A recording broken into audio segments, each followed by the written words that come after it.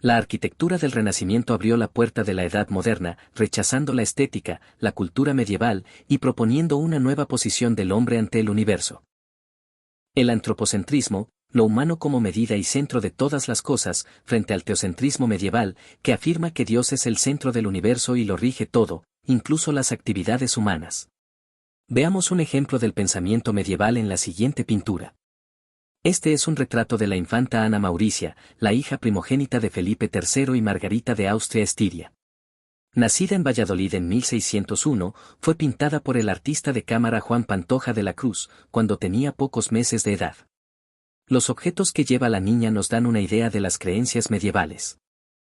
Lleva una gran cantidad de amuletos para su protección.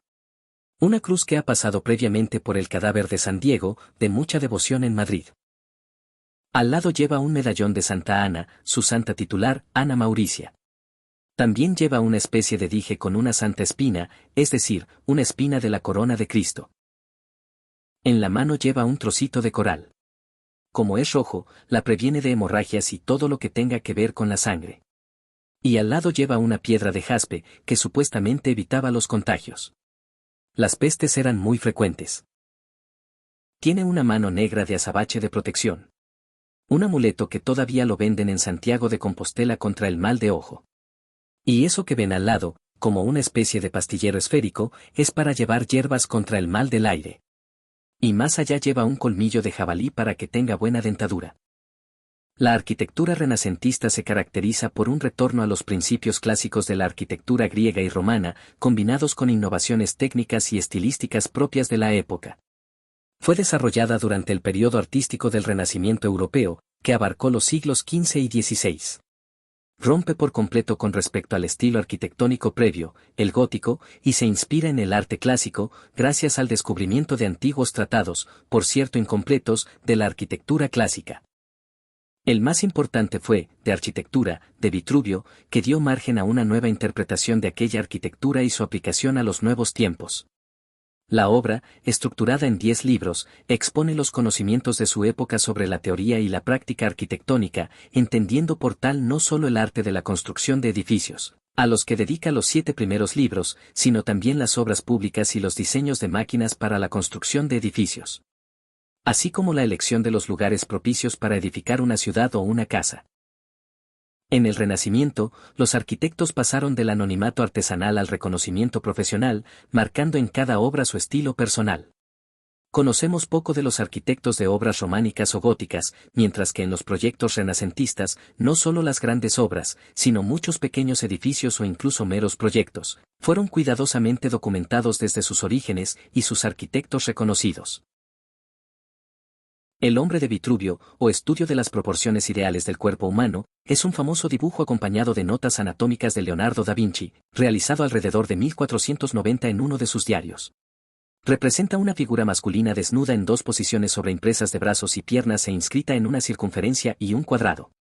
Se trata de un estudio de las proporciones del cuerpo humano, realizado a partir de los textos de arquitectura de Vitruvio. Veamos algunos ejemplos. El rostro, desde la barbilla hasta la parte más alta de la frente, donde están las raíces del pelo, mide 1/10 parte de la altura total.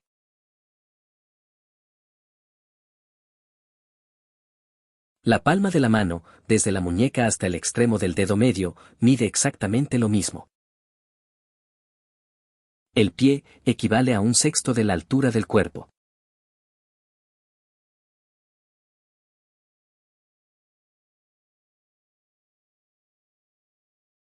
El ombligo es el punto central natural del cuerpo humano.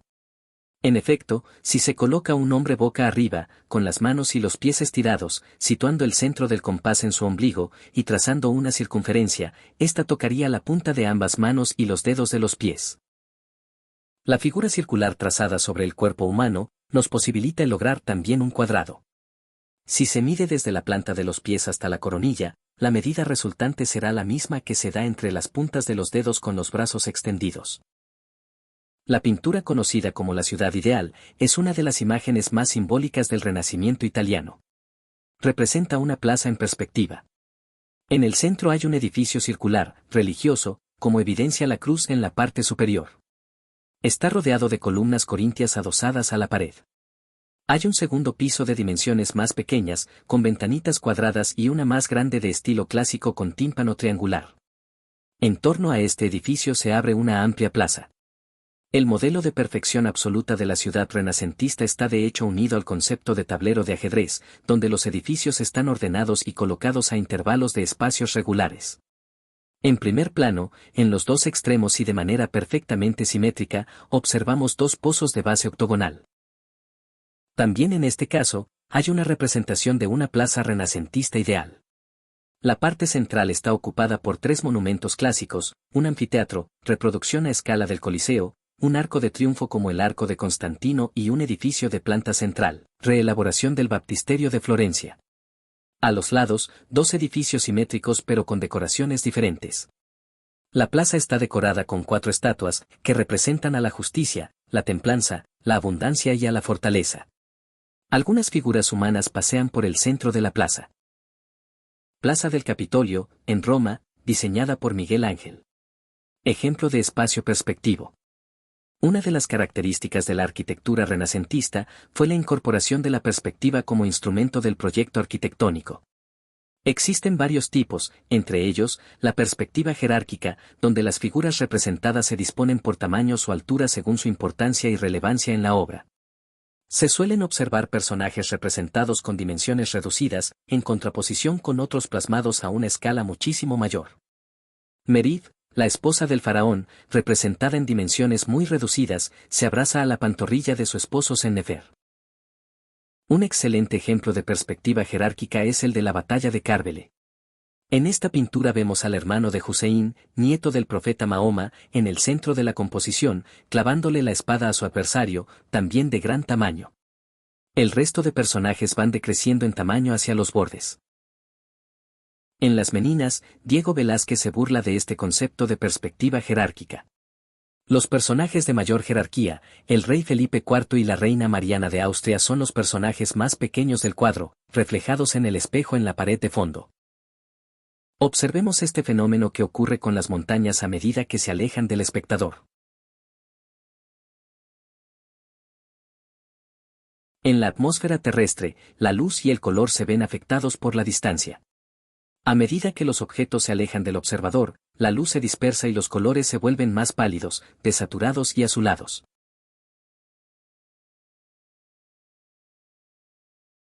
Esto es lo que se conoce como perspectiva atmosférica o aérea. En la fotografía vemos mucho detalle y colorido en lo que está cerca al espectador, y a medida que aumenta la distancia las cosas se tornan difusas y los colores se vuelven azulados y grisáceos. Observen este tipo de perspectiva en la Mona Lisa, la famosa pintura renacentista de Leonardo da Vinci.